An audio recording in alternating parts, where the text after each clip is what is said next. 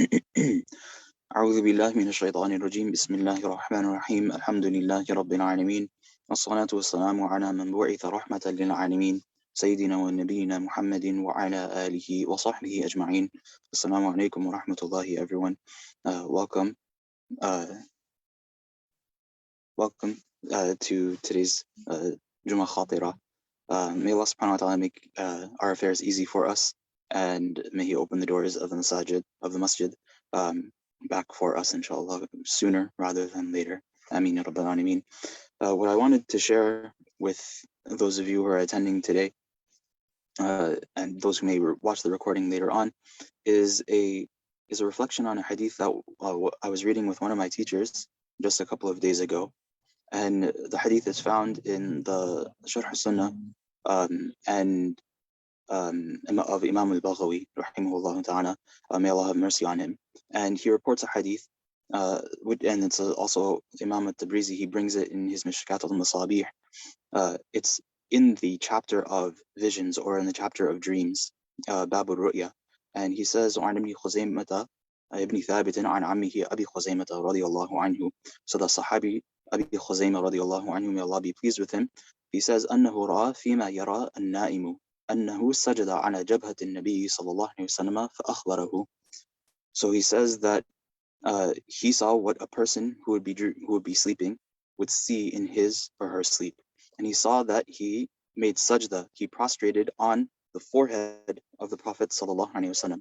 So Abu Khuzaymah radiyallahu anhu, he reported this, he told this to the Prophet sallallahu alaihi wasallam, and then فَاضْطَجَعَ, meaning the Prophet sallallahu alaihi wasallam, he laid down in front of him. فَاضْطَجَعَ لَهُ وَقَالَ صَدِّقْ رُؤْيَاكَ فَسَجَدَ عَلَى جَبْهَتِهِ.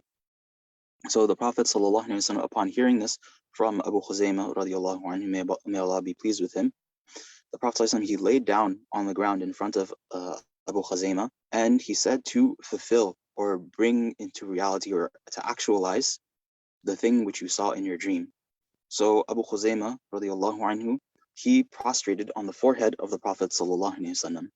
And this is incredible hadith for a number of reasons. And the first and foremost of them is that, because of this reason, because of this event that happened to the Sahabi Abu Khuzaymah radiyallahu anhu, that in him telling the Prophet sallallahu alaihi wasallam about his dream, he was able to do this one thing that it's not reported that any other Sahabi, any other companion of the Prophet sallallahu alaihi wasallam was able to do, which was to put his forehead on the forehead of the Prophet ﷺ while the Prophet ﷺ was lying down, or make sajda on the forehead of the Prophet ﷺ. And of course, we don't take from this, there's not a legal ruling that's extracted from this, that this allows, the permissibility of someone making a prostration on someone else's, forehead or body or whatnot, although that's a separate discussion. But what I wanted to take was a couple of lessons that we can learn from this event that happened between these two close companions, right? The companion Abu Khuzaymah radiyallahu anhu and his beloved companion, the Prophet sallallahu alaihi wasallam. The first of which we can extract from this is the humility of the Prophet sallallahu alaihi wasallam. We see that in any occasion that occurred or any event that happened with the Prophet sallallahu alaihi wasallam, that he was someone who was always incredibly humble, and he showed humility to those people who were around him, who knew that he was of note and who knew that he was noteworthy. So this is something where the Prophet ﷺ, he didn't have any hesitations of just lying down in front of one of the people who were his companions. And this is something that we should think about for ourselves, and that whoever we might think we are, and whatever sort of person I might think I am, I've had so many accomplishments or whatnot, I'm not someone who is a prophet of Allah. I'm not someone who is the best of creation, right? The best of the creation of all of the cosmos of the creation of Allah subhanahu wa ta'ala. I'm not that person. And would I have such humility that when someone asks me of something or just tells me about something, would I be willing to do that? Which leads me into my second point, which is how easy it is sometimes to fulfill the dreams of others. Right? Now, this was something that occurred in the nighttime for Abu Khuzaymah radiyallahu anhu. He was someone who he just had this dream that occurred to him, and there's a number of rules and regulations when it comes to dreams, and informing people about dreams and having them interpreted or whatnot. And these are things that are the place and the time for that discussion is another place, inshallah, because it's something that is a sub-discipline within the disciplines of Islam, and it also takes a lot of practice and a lot of art, right? It's a very delicate discipline that only very, very few people are qualified to actually do. But in a more real, right, on a regular, everyday sort of extracted lesson that we can take from this is that the Prophet ﷺ, he did his utmost to, as quickly as possible and as immediately as possible, fulfill the dreams of those people who are around him. Right? This is something that we might think is very, very simple, that this Sahabi, he saw something in his dream, and the Prophet ﷺ, he literally said, "Saddiq ru'yaka." The Prophet ﷺ says, fulfill your dream, or to realize it, right? To make it true, to make it come true, right? When the word that he uses, saddiq, he says that make it come true, right? And this is something that only can really happen, right? It could have only really happened in front of the Prophet ﷺ like this, because he could only, ask or command the Sahabi to do that. But what we take is from a little more practical lesson is when someone of a close companion of ours or a close friend of ours or some acquaintance of ours has something that they want to have fulfilled or they want to do, if it's within our capacity to do that thing for that person, and however little or more difficulty that it might take from us, or however much of a burden we feel is comfortable for us to take on, then we should make our utmost efforts to fulfill the dreams of the people around us. Now, this is a very, very simple thing. And my teacher, when he was explaining this, he said that he knew a person who was just kind of expressing that he had a dream where he was making tawaf around the Kaaba and doing sa'i between Safa and Marwa, that he was on Hajj or on Umrah, and a person who was listening to this, right, he was a wealthy person. He said that I will pay for you to go for Hajj or for Umrah, whichever of the two occurrences that actually was. So this was within the financial capacity of that person to fulfill for someone that he knew. So he went ahead and did it. And this is practicing one of the sunnahs of the Prophet sallallahu alaihi wasallam. So whatever capacity that we can do that for our close or far friends, relatives, acquaintances, then we should make it our effort to do so. And we're not going to decrease ourselves in any way, shape, or form, because this is something that the Prophet sallallahu alaihi wasallam did. Now, the third thing, the last thing that I want to mention about this is specifically another hadith of the Prophet sallallahu alaihi wasallam. He said that the vision of a believer, right? Ru'ya al-mu'mini is a juz, is a part, is 1/46 of prophecy, and it flutters over a person as long as he does not talk about it, and as long as he doesn't mention it to others. But when he talks about it, or when she talks about it, then it settles.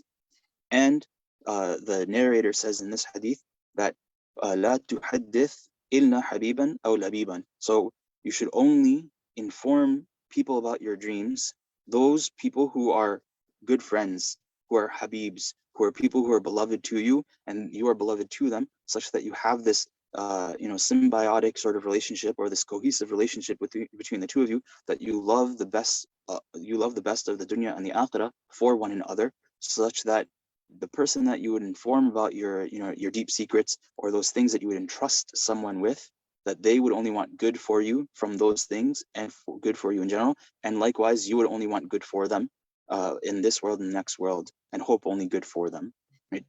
Or tell only someone who is labib. Someone who is labib comes from the root word lub, which means when Allah subhanahu wa ta'ala talks about those people with great deep intellect, he talks about ulul albab, those people who are possessant of deep understanding.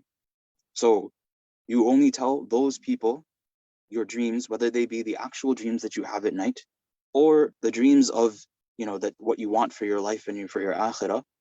Only those people that you know with a good amount of certainty will want good for you, or will be able to discern a correct path for you. But the Prophet sallallahu alaihi wasallam, he also said in another hadith that ista'inu ala al-hawaiji bil kitman, that to seek aid on those things that you need with being protective of those things that you want. We nowadays live in a culture where everyone advertises everything about their lives, whether those things are things that can be public or things that they do in public and are available for everyone else to see, or also those things that are very, very private, internal things that they would only share with their family members, with their wife, with their children, with their husband, with their parents, with close people. They start to advertise all of those sorts of things. And this is not the way of a believing person, because the believing person understands that not everyone in the world wants what is good for us. And the way a person can actually make strides in the dunya and in the akhirah is to put one's nose to the grindstone, work on it, only tell those people who will actually be able to help you, because if you have too many, the adage goes, or the saying goes, if you have too many cooks in the kitchen, right, you won't get a good meal. So if you have those people who are experts, those people who will actually be able to give you good advice and good counsel about the path that you're trying to take to achieve the goals that you want, then you want to seek out those sorts of people, right? And this also brings us to the last lesson that I wanted to cover, the last extraction that I wanted to cover from this hadith, which is that before what we see in the interaction between Abu Khuzaymah and the Prophet sallallahu alaihi wasallam is that whenever the Sahaba, they had some issue arise in their worldly life or in their ukhrawi life, in their life of the dunya, or something that's pertinent to their akhirah, something that's pertinent to their hereafter, whenever they had a question or a concern or some sort of issue that would come up, they would always go back and refer it to the Prophet sallallahu alaihi wasallam, as the Prophet, as Allah subhanahu wa ta'ala mentions in the Quran, that if you differ amongst yourselves in some sort of, if there's some confusion that arises, or there's some concern that arises where there's a difference of opinion, right, that you should return the affair back to Allah and His Messenger sallallahu alaihi wasallam. So that means that before we actually enter into any action, before we actually take any action, whether it be pertinent to our life of this world or the life in our akhirah, that we find out what it is that Allah and His Messenger want from us. Right? It's the game of a fool to go about doing things without knowing what the result is possibly going to be. It's like, for example, sometimes people get the improper understanding that everything is halal until proven otherwise. Right? That everything is halal until proven otherwise. Whereas there's a difference of opinion amongst the scholars about what the actual ruling of things is. Right? There could be the possibility that something is actually halal in and of itself, and that's something that we don't know of ourselves, because we are at the moment not conscientious or ignorant of what the ruling of something is. But because of our ignorance of that, acting upon ignorance is a problematic way of going about our lives. If we didn't know how we were supposed to act in a situation, and then we acted without knowledge, then we're acting upon ignorance. And acting upon ignorance is not something that an intelligent person would do, and is not something that a believer should do. Because a believer is someone who acts according to his or her knowledge about something. And if one is dispossessed of knowledge, whether they don't have the knowledge from the get-go, or they are unable to properly seek out what the knowledge pertinent to whatever action that they want to undertake is, then it's a foolish way about going. It's a foolish way of going about our lives. If we know we have a destination in mind, but we don't know whether we should take back roads or highways, and we have if we have access to a GPS and then we refuse to use the GPS because we think we know better, and we know that there are possibly in the winter time or there's construction happening, roads can be closed or whatnot, and we don't act with the knowledge that is available to us, or taking upon the knowledge that is available to us, then we're acting in ignorance. We're doing a suboptimal thing at the minimum. We're taking a suboptimal route of action at a minimum. And at a maximum, we're putting ourselves at risk for something, because what could happen is that we're trying to arrive at a destination, and then we take a wrong turn, or we take a route that already has a blockage in it. And if we had just looked up what the conditions of a road was before we had set out on our journey, then we would have known better which road to take and which road to avoid. So in closing, I want to just reiterate the points that I had mentioned from the hadith, where Abu Khuzaymah radiallahu anhu, we saw that he made sajda on the forehead of the Prophet sallallahu alaihi wasallam, and the Prophet sallallahu alaihi wasallam said to realize or actualize your dream. So Abu Khuzaymah radiallahu anhu, he was able to perform sajda by the Prophet sallallahu alaihi wasallam laying down on the ground and Abu Khuzaymah, making sajda on his forehead. The three main lessons that I want to extract from that were, number one, the humility of the Prophet sallallahu alaihi wasallam. Secondly, is that when it comes to the dreams that we have, right, or the dreams that we know other people have, if it's within our ability to fulfill those dreams for other people, then we should go about doing it. And thirdly, that we should only inform people, as the Prophet ﷺ said in another hadith, we should only inform people about our dreams that we know can give us good counsel about them and can help us along the way, who have deep insight about those sorts of things. It's not befitting of a believer to just go and tell everyone in the world about his or her life. May Allah subhanahu wa ta'ala give us the ability to implement these things into our lives. There are so many lessons that we can extract from this, but we'll leave it at that. What I want to close with, inshallah, is that there are a couple of requests for dua. The first is a specific dua, which is for Sister Anis. She and her father are both ill, and her father is in the hospital. So we ask Allah subhanahu wa ta'ala, Allahumma rabban nas idhab al-ba's, Allahumma rabban nas idhab al-ba's, ishfi anta shafi la shifa illa shifa'uk, shifa'un la yughadiru saqama. May Allah subhanahu wa ta'ala bring both of them a quick cure and a swift cure, and bring them back to good health, and bring them back into afiyah. Ameen ya rabbal alameen.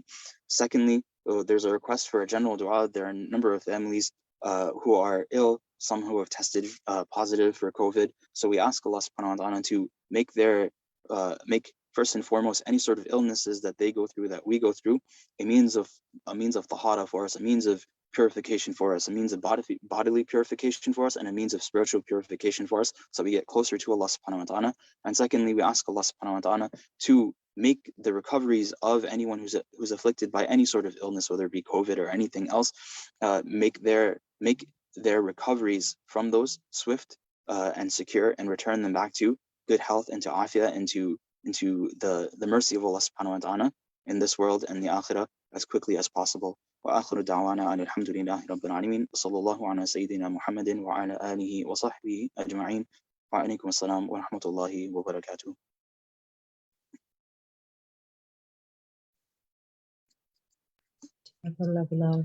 With that, we'll end the meeting. Assalamu alaikum.